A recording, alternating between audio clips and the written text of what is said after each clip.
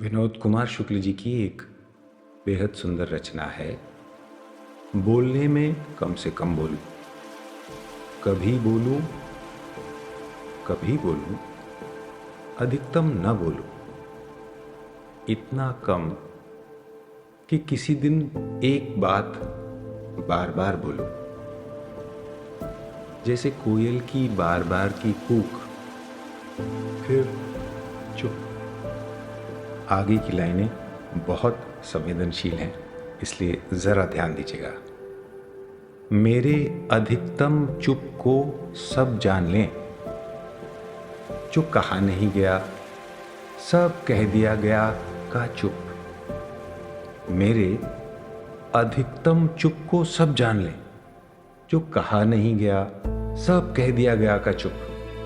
पहाड़, आकाश, सूर्य, चंद्रमा के बरक्स, एक छोटा सा टिमटिमाता, मेरा भी शाश्वत छोटा सा चुप। गलत पर घात लगाकर हमला करने के सन्नाटे में मेरा एक चुप। देखिए शब्द का क्या महत्व है और चुप्पी कितनी प्रभावी, कितनी अद्भुत हो सकती है। गलत पर घात लगाकर हमला करने के सन्नाटे में मेरा एक चुप।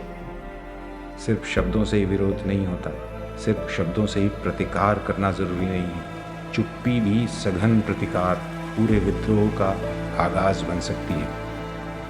गलत पर घात लगाकर हमला करने के सन्नाटे में मेरा एक चुप। चलने के पहले एक बंदूक का चुप, और बंदूक जो कभी नहीं चली, इतनी शांति का, हमेशा की मेरी उम्मीद का चुप। बरगद के विशाल एकांत के नीचे संभाल कर रखा हुआ जलते दिए का चुप। लेखक की सुंदर सी कल्पना को अपने मन में उतारें।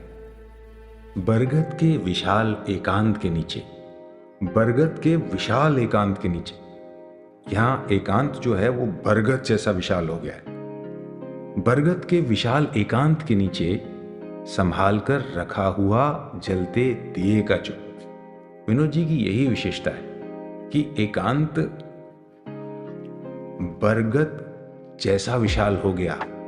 बरगद के नीचे का एकांत कहीं और के एकांत से अलग विशाल एकांत है, और बरगद के नीचे का विशाल एकांत है। बरगद के विशाल एकांत के नीचे संभाल कर रखा हुआ जलते दिए का चुप। भीड़ के हल्ले में कुचलने से बचा ये मेरा चुप। अपनों के जुलूस में बोलूं कि बोलने को संभाल कर रखूं का चुप। हम अक्सर जो बातें करते हैं उसमें ये द्वंद्व होता है, जो कहा जा रहा है वो सुना भी जाएगा क्या या व्यर्थ हो जाएगा। भीड़ के हल्ले में कुचलने से बचा मेरा ये चुप। भीड़ भाड़ में जरूरी नहीं है कि हर व्यक्ति बोले। भीड़ के हल्ले में कुचलने से बचा ये मेरा चुप। अपनों के जुलूस में बोलूं कि बोलने को संभाल कर रखूं का चुप।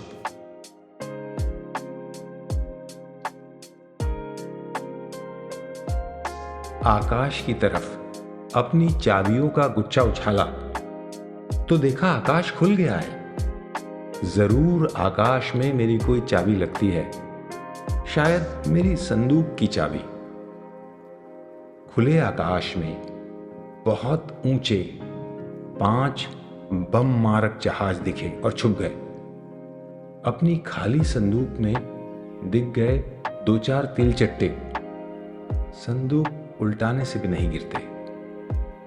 विनोद जी आपको किस विचार, किस कल्पना तक छोड़ के जा रहे हैं, ये महत्वपूर्ण है। कैसे चाबी उछालने से आकाश खुल जाता है, और आमतौर पर हम अपने अटेंशन की चाबी से आकाश जो है उसे देखते ही नहीं। हमारा आकाश हमेशा ही लुप्त होता है, गायब होता है, क्योंकि हमारे मन में तो दुनिया होती है, आकाश नहीं होता, विस्तार नहीं होता। और दूसरी तरफ आकाश की कल्पना में, या कहीं कल्पना के आकाश में भी बम मारक जहाज अचानक नजर आ जाते हैं, जैसे वो आकाश पे भी कब्जा करना चाहते हैं। बिल्कुल वैसे ही जैसे आदमी के मन के आकाश पर भी इन्हीं सत्ताशाली लोगों ने कब्जा कर रखा है। आदमी की इमेजिनेशन पर भी इसी तरह का दबाव है। और ये बममारक जहाज जो अपना झंडा गाड़ना चाहते हैं आकाश में, जो दबदबा कायम करना चाहते हैं, क्या तिलचट्टों की तरह नहीं है जो बक्से को खाली करके ठोकने पीटने पर भी नहीं निकलते?